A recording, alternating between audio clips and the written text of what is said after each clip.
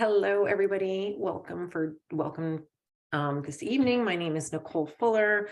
I have been a dietitian, just a little bit about me, for well over 20 years now, which always, every time I say that, it seems crazier and crazier to me that it's been over 20 years. Anyhow, I have worked in many areas of healthcare during my journey as a dietitian, and I have been working at the Valley Hospital now for 3 years, doing outpatient consulting, working with the community department, doing presentations like this, and working for another offsite department. So tonight we are going to talk about nourishing our heart and about heart health. So I just want to get started. So I just want to kind of review what we're going to talk about this evening. So here's sort of a basic outline of what we'll discuss. We're going to talk a little bit about what heart disease is, or understanding heart disease. We're going to talk about the benefits of eating fruits and vegetables, which leads into the importance of making sure we're getting enough fiber in our diet. We're going to talk about the healthy fats, which sometimes I believe we don't talk about enough. We are, definitely talking about the fats that we should be avoided, but we also should be talking about the fats that we should be including in our diet. Next up is nutritional culprits, which will include the not healthy fats, which I'm sure many of you will have heard of already, but we're going to review that. We're going to touch a little bit on sodium, and then finally discuss physical activity. And as Parminder said, if you have any questions during the presentation, you can go ahead and enter them into the chat. So heart disease. What is heart disease? Heart disease is a term that describes several heart conditions. It's kind of like an umbrella term, okay? But for the purpose of what we're talking about tonight, we're going to talk about the most common type when it comes to nutritional health, the most common type of heart disease in the United States, which is coronary artery disease. Coronary artery disease affects blood flow to the heart. So how can our diet affect the blood flow to the heart, maintaining heart health? Heart disease is the leading cause of death in the United States for both men and women. And actually, according to the CDC in 2020, there were 697,000 deaths alone due to heart disease. That is a huge number, and basically boils down to 1 in every 5 deaths is associated with heart disease in the United States. What are some of the risk factors for heart disease? So the ones I put in red are the top 3. Those include having high blood pressure, high cholesterol, and smoking. Those account for about 47% of the risk factors for heart disease. Other risk factors for heart disease include being overweight or being obese, diabetes, whether it's prediabetes or diabetes, physical inactivity, not moving enough, no exercise, unhealthy eating habits, as well as excessive alcohol intake. So these are the main risk factors for heart disease. And again, the ones in red are the 3 top contributing factors or risks. So when it comes to nutrition, and I always kind of feel like it's a cliche coming from a dietitian to talk about fruits and vegetables, but sometimes I feel like that's exactly what we should be talking about. We should be eating lots of fruits and vegetables. Why? Because not only do they add a lot of variety and flavor to our diet, but they provide us with the vitamins and minerals we need to keep us healthy, including heart health, and they provide a lot of fiber. And I have fiber in red because that's what we're leading into next, which is so important and definitely does not get the attention that it deserves. So we're going to focus a little bit on fiber and exactly the importance of why we should be eating enough fiber in our diet. So why should we be eating fiber, especially when it comes to our heart health?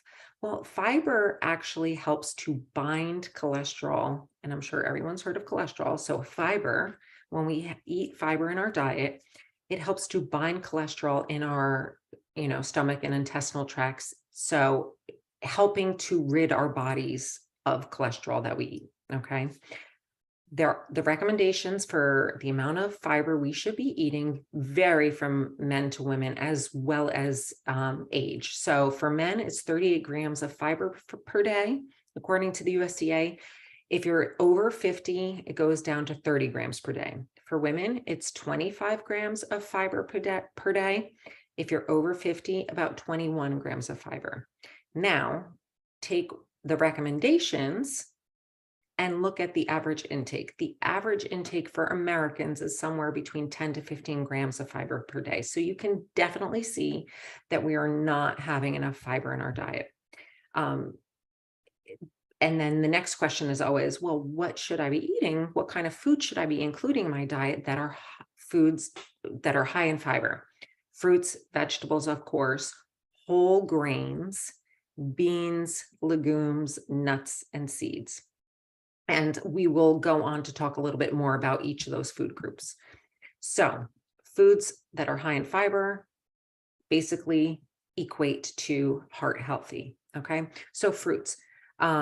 What is a serving? One serving of fruit would be equal to 1 cup of fresh fruit or half a cup of dried fruit. Or if 1 cup, sometimes I like to say 1 serving, because an apple, might not be a cup. So an apple would be, so like think a whole piece of fruit, and whether it's an apple, a peach, a pear, a plum, sort of like the size of a tennis ball, size of a baseball, berries, grapes, that sort of things. That's where you can do a cup of fresh fruit. Dried fruits, any kind of dried fruits, a half a cup, that's an equivalent. When it comes to vegetables, same sort of thing. 1 serving is equal to 1 cup of raw vegetables or a half a cup of cooked vegetables. Raw, I mean, you can eat any vegetable raw. People always ask me, what's the best way to eat vegetables? My answer is, most 9 out of 10 times, my answer will be, any way that you're going to eat vegetables is how I want you to eat them. If you prefer to eat them raw, if you prefer to eat them cooked, any way you can get vegetables in your diet is how I want you to eat them. I would prefer if they're not like covered in butter and oil and all that stuff, but vegetables, fruit, very important in your diet, especially when it comes to fiber. What other foods are high in fiber that you should include in your diet for heart health? Beans, legumes. This is a very underutilized area, the beans and legumes. We're talking about lentils and pretty much any kind of beans, whether it's black beans, kidney beans, garbanzo beans, pinto beans, green beans, or peas, rather. That any way you can get them in your diet, and you got to think of different ways you can add them. If you're making a soup or a stew or even a salad, you can, drain some canned beans, rinse them underwater to reduce the sodium, and add the beans to your salad. That's a great way you can do it. Whole grains, that's another food that is high in fiber that we should be adding to our diet to help with the reduction of cholesterol. What does 1 serving equal? Half a cup of brown rice, or whether it's quinoa, couscous, bulgur. There's so many different types of whole grains that you can find now in the grocery store. It's almost overwhelming, which is one reason why I think people don't try them enough, is that they see all of these different types of grains and they think, I'm not sure how to prepare them. I often tell people, if you want to try quinoa or couscous as a grain, most of the time, if you know how to make rice, you'll know how to make the other grains, because it's sort of like grain per water ratio. Very similar. Or even whole wheat bread or whole wheat pasta, those would be whole grains as well. So again, we want to add these to our diet to make sure that we're getting enough of that wonderful fiber. There are so many benefits to fiber. Tonight, we're just touching on the fact that it promotes a very healthy heart. Next up is healthy fats. Oh, apologize for that. Omega-3 fatty acids. I'm not sure if you all have heard of omega-3 fatty acids, but they are Very good for our hearts. I think back in the 90s, we used to talk about, or it was a big discussion that everything had to be low fat. I just don't think we knew enough about fats at the time, because some fats we want to include in our diets. Omega-3 fatty acids is one of them. It's an essential fat. And what that means, it's essential because our bodies don't make them. Okay. So we can only get them from our diet. And the reason why they're healthy for our heart is because they have been shown to possibly help reducing triglyceride levels, which is another type of fat in our blood. It can help slow the buildup of plaque in our arteries, and plaque is kind of like, an artery is sort of, circle shaped, and the plaque is sort of the buildup within our arteries. Omega-3 fatty acids have also been shown to help with lowering blood pressure. Where can we find omega-3 fatty acids? It can be found in fatty fish like salmon, tuna, mackerel. It is recommended to try and get at least 2 servings of fatty fish a week. I find for many people that is difficult. A lot of people don't like fish. There are definitely other ways you can add omega-3 fatty acids to your diet. But if you like fish, trying to get 2 servings a week is great. 1 serving is about 3 to 4 ounces of fish. And to give you an idea of what 3 ounces is, 3 ounces is about the size of a deck of cards. What other foods are good sources of omega-3 fatty acids? Nuts like walnuts. Another good source are flax seeds and chia seeds. And flax seeds, I will tell you that most of the time with my patients that I see outpatient, I often recommend buying ground flax seeds, or sometimes they often call it milled flax seeds. You can get them at pretty much any grocery store. Any grocery store out there has them. Ground or milled flax seeds, you put them in the refrigerator. It doesn't change the taste of things, but I will often add it to my oatmeal, or you can put it in cottage cheese, or you could put it in soup if you wanted to, or a batter if you're making it, or yogurt. It is a good way to add omega-3 fatty acids to your diet.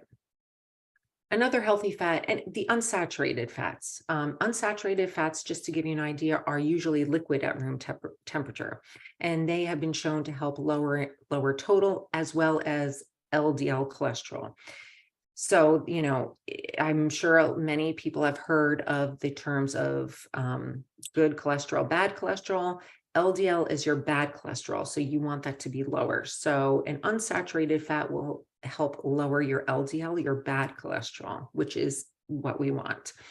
Unsaturated fats have also been shown to help decrease inflammation, and they are usually found in plant foods.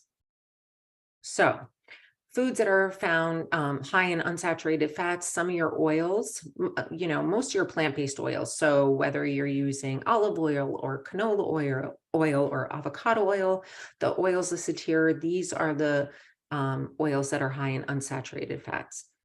There are nuts, foods that contain unsaturated oils, nuts, seeds, avocados, fish, some of the things we talked about earlier.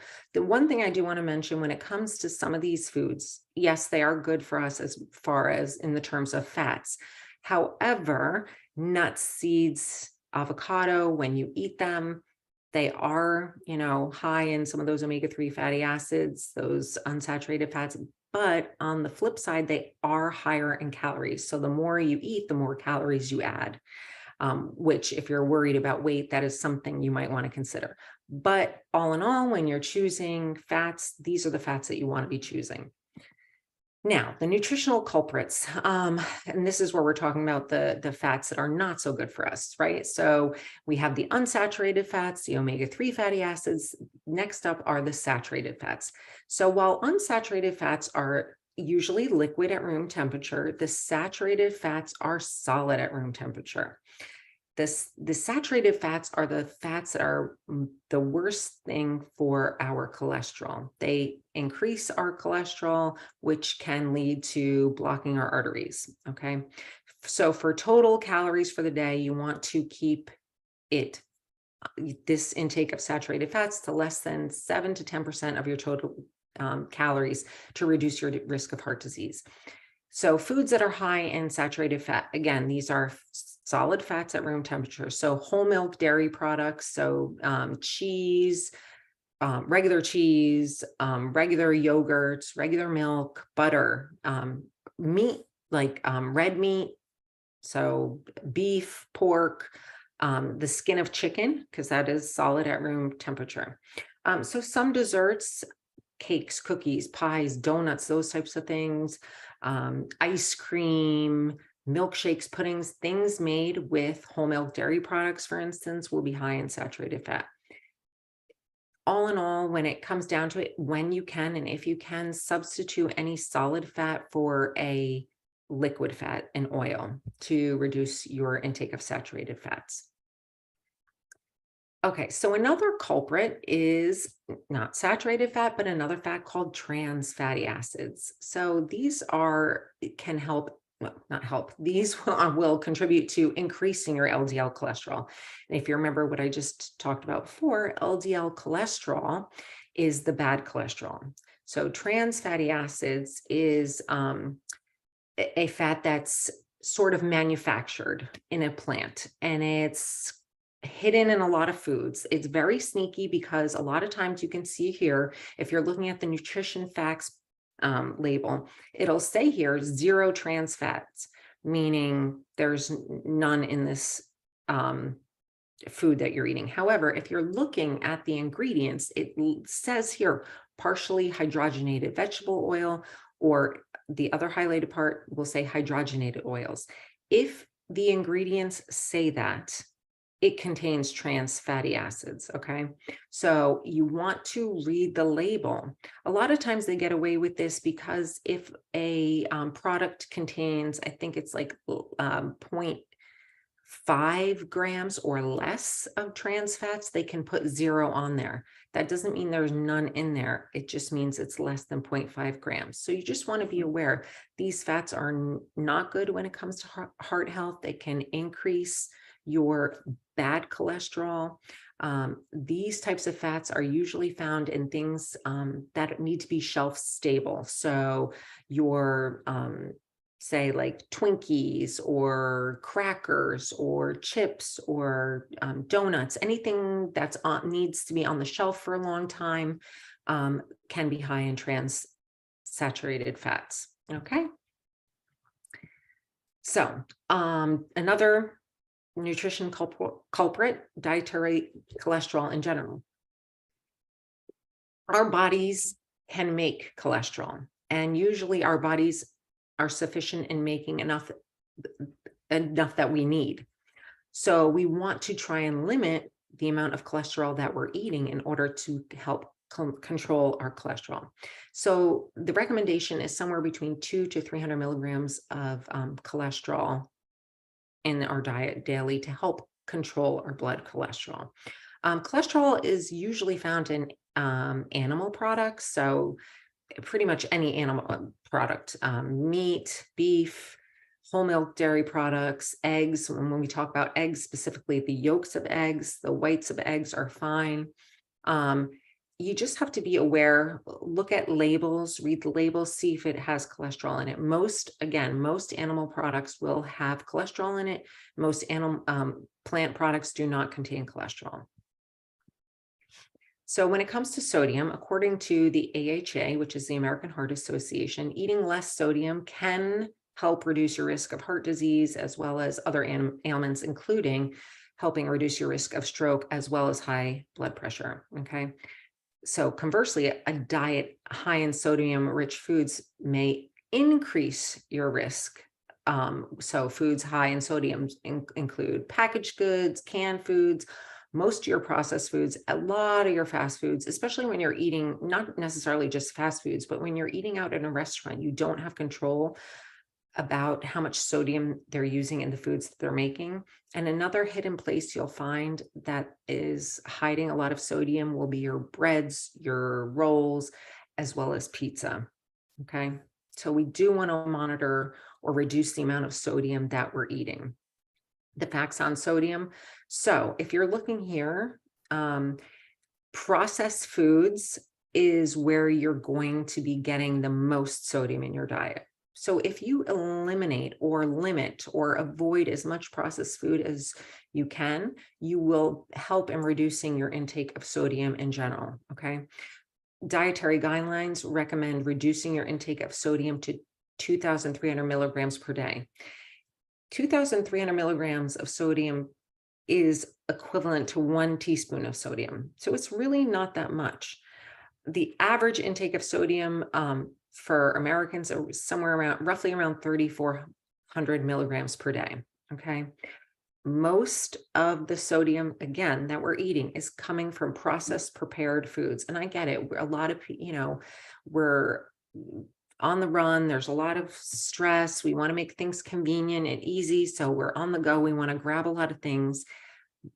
Unfortunately, the things that are grab and go, easy to cook, heat up, are high in sodium. So you just want to be aware and, eliminate the salt shaker as much as you can. So what do we want to focus on as far as what we should be eating more of? Right off the bat, fruits and vegetables. Again, however you want to eat it is how I want you to eat them, as long as you're getting them in your diet, and choose a wide variety. The more colors, the better. Try to, eating the rainbow when it comes to fruits and vegetables. Those colors that the fruits and vegetables provide, or the fruit colors that they are, have different benefits. So the more, the better. We want to try and increase our intake of beans and legumes and whole grains in our diet. Again, the benefit of the fiber, I can't even say enough how important fiber is, especially, we're talking about heart health tonight, but when it comes to eating more fiber, fruits, vegetables, whole grains, it can help with weight control as well as blood sugar control, if that is also something you're concerned about. More heart healthy foods also includes a small amount of nuts. When it comes to dairy products, choosing low fat or fat-free dairy products. Again, the full fat dairy products are higher in saturated fat and cholesterol. So when dairy is an important part of our diet, but we want to choose low fat or fat-free. And again, choosing more vegetable oils, liquid oils than the solid fats at room temperature. So more healthy foods includes lean cuts, lean protein, poultry, with the skin removed, fish. Again, we want to aim for 2 servings per week, 3 to 4 ounces at a time. Again, if you don't like fish, trying to find other sources of the omega-3 fatty acids. Again, I'm often recommending people add flax seeds to their diet. So we want to aim to eat less of sweets in general. We didn't really touch on that much, but sweets, overall, red meats because of the cholesterol, saturated fat. We want to reduce our intake of sodium. Another good way to think about sodium is, if you're looking at a label, you want to try and choose something that is 140 milligrams of sodium or less per serving. Okay. You want to try and consume more fresh foods and eating less processed foods. So eating more foods that are prepared at home, that you cook. It doesn't have to be a, Michelin star meal, but something that you're making at home that you are in control of. When there is an option, if you're eating out, trying to order more low sodium options, or even if you have, are eating canned beans or canned vegetables, choosing the low sodium or sodium free canned options. Those are totally fine. Let's see. When it comes to physical activity, again, this has to be touched on when it comes to heart health. If you're not active currently, always, talk to your physician ahead of time to see if it's okay to start a new exercise routine. Find something that you enjoy doing, because if you're not enjoying doing it, you're most likely not going to do it. But it is recommended to engage in at least 2.5 hours or 150 minutes of moderate intensity activity per week, aerobic physical activity. It might look different for different people. It could be walking. It doesn't have to be, running, it could be walking, it could be dancing, it could be gardening, raking. If it was snowing around here in New Jersey, it could be shoveling snow, but trying to engage in physical activity. If you're not doing 2.5 hours or 150 minutes now, I don't expect anyone to go from 0 to 2.5 hours overnight, but trying to incorporate physical activity, especially for heart health and longevity in general. So this is kind of to sort of wrap things up. This is a great takeaway.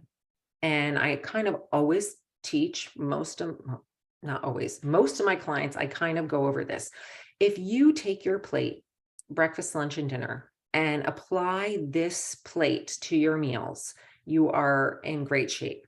Half your plate at lunch and dinner should be focused on vegetables. And I say lunch and dinner, half your plate vegetables, because breakfast, I know most people aren't eating vegetables. So I say, you can focus on having the fruit at breakfast. A quarter of your plate, think whole grains like whole wheat bread, whole wheat pasta, brown rice. You want to limit the white refined flour when it comes to your grains. A quarter of your plate should be protein, whether it's beans. Beans are protein, nuts are protein, think fish, chicken, limit the red meat, limit cheese, and try and avoid, the processed meats as much as possible.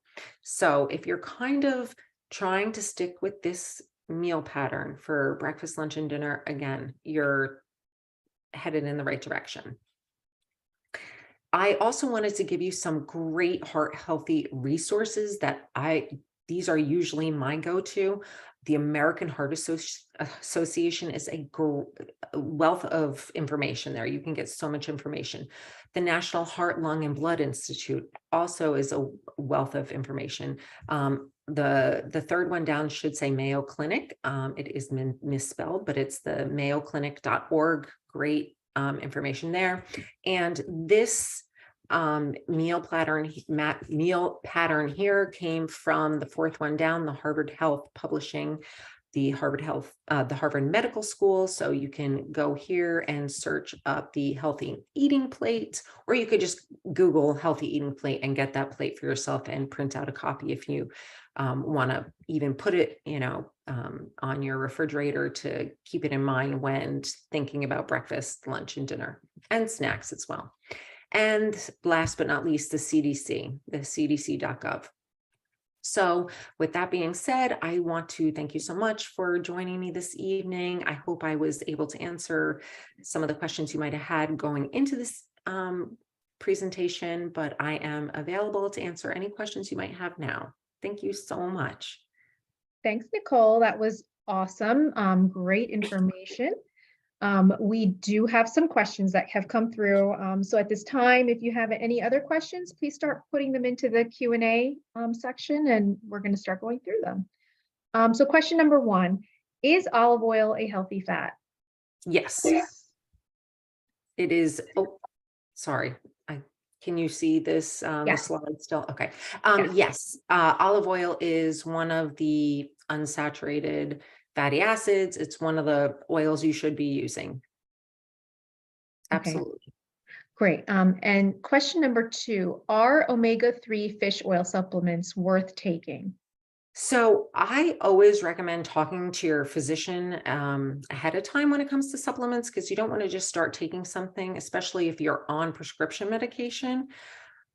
And I would talk to your physician to see what omega-3 supplement they recommend, because they're not all created equal. I personally believe in them and think they are helpful, especially if you've, tried changing up your diet, increased your physical activity, and you haven't noticed a decrease in your cholesterol or LDL or triglycerides. You might want to try adding an omega-3 supplement. Great. Next question. Can eating a lot of different fruit lead to prediabetes or diabetes due to the high amount of sugar in fruits? Good question. So in a nutshell, I'm going to say no, it's not the fruit that we're eating that will cause prediabetes or diabetes. It's a combination of overall diet. I find that most people that I see that are trying to, that are pre-diabetic are often not eating fruit, but they're eating a lot of processed, um, like not grains, like crackers, snacks, chips, pretzels, things like that. Weight is another concern. Those types of things. It's not fruit that's going to make you pre-diabetic or diabetic, in my opinion. Okay. And what's the basis for the 140 milligrams or less of sodium per serving? So it's just a guideline. So if we want to stick to the recommendation of 2,400 milligrams of sodium per day, if you're looking at labels, a good rule of thumb to choose foods that are low in sodium would be sticking to foods that are 140 milligrams or less. It's a guideline just to try and stick to. Okay. Um, and then can you recommend a spread rather than butter? So Earth Balance is one. It is a plant-based spread, but not like I haven't used it, but I've been told it sort of tastes like butter. I know they're not all created equal, but it doesn't have the trans saturated fats like most margarines do. Great. And then what juices do you recommend that are low in sugar? Juice in general is not low in sugar. So I really couldn't say that there's any juice I would recommend that's low in sugar. I'm sorry. No one wants to hear that. Yeah. Next question. Dark chocolate. This person says, I like a small amount of dark chocolate. Is that okay? Yes. I'm Okay. going to say yes. Okay. And then, is balsamic vinaigrette a good option? Yes. When we're talking about like, if you were doing a salad at home, I often, do balsamic and olive oil or avocado, any, little balsamic with olive oil. Okay. And then should a diabetic have a quarter cup of grains versus a half cup? I have, I have, and also been told a quarter cup is a serving and is equal to 15 carbohydrates. So it's more like it depends. I would say if you want to get more of a personalized recommendation, you can, the phone number for make an appointment with outpatient nutrition services, you can call and schedule an appointment. Because it's hard to say personally whether I would recommend you should only have a quarter cup or half a cup. And it depends on the type of grain. A lot of time, like brown rice, a third of a cup is usually considered 15 grams of carbohydrate, but there's more that goes into it. It needs to be elaborated a little more, if that makes sense. Sure. So Because it depends. it's not like you should only be eating 15 grams of carbohydrate at a meal, if that Okay. makes sense. Yeah. And when comparing labels for saturated fat, sodium, cholesterol, etc., what is the more important factor?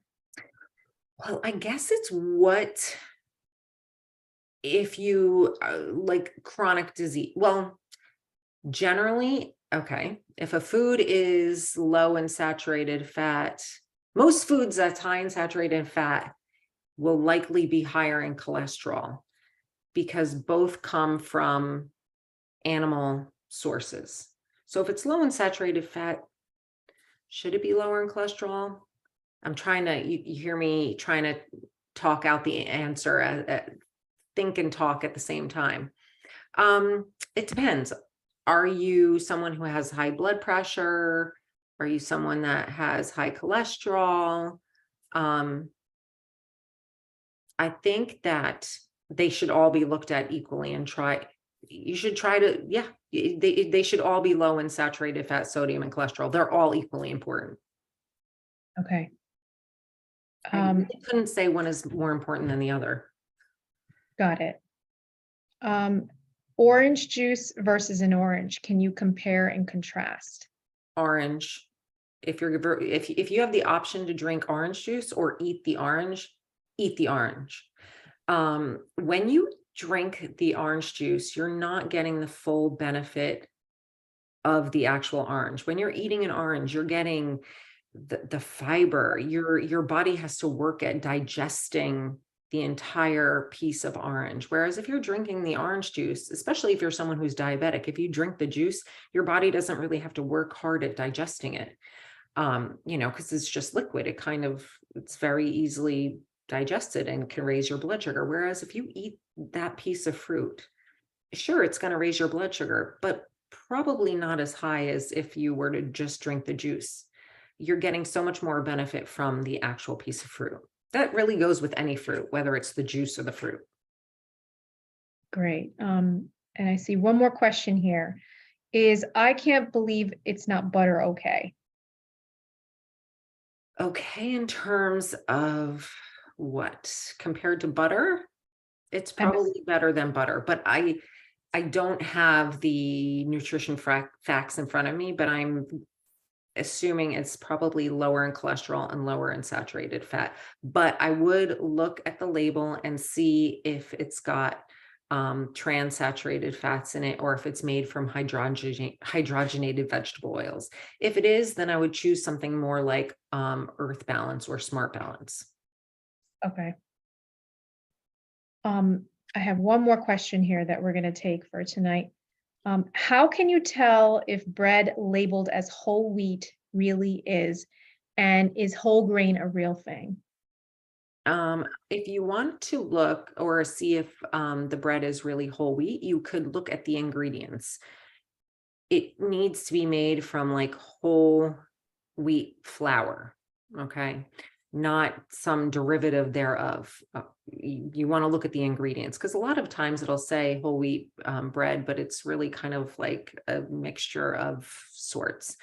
And whole grain is absolutely a real thing. So like grain bread will actually have the grains in it. So whole grain would be like quinoa, couscous. Those are whole grain. A grain is like an intact grain. So like brown rice, it has the germ and the endosperm. So where white rice, it has the germ and the endosperm removed. So it creates the white rice. So whole grain is grain is intact. Did that make sense? Yes, and exactly what you're talking about. It's the bread that has the seeds, or what you when The you have it. seeds, Yeah, you yes. can see them and you can actually feel the texture or what have you. Right, right. Okay. And I think that's it. I don't see any other questions that have come through. So I'm gonna, oh, Yes. yes, you see that? Yep. So the question is, could I have the phone number to reach out for a nutritionist? Yes. So you can call the Valley number to schedule a nutrition appointment is 201-634-5371. And I will repeat that. That's 201-634-5371. And we have availability Monday through Friday and some Saturday appointments. And that phone number is on the slide right now too. Yes. So you'll see it right there on the bottom left-hand corner. Okay. And we're just getting some thank yous and great information. Thank you so much, Nicole, for taking the time out tonight for presenting to us.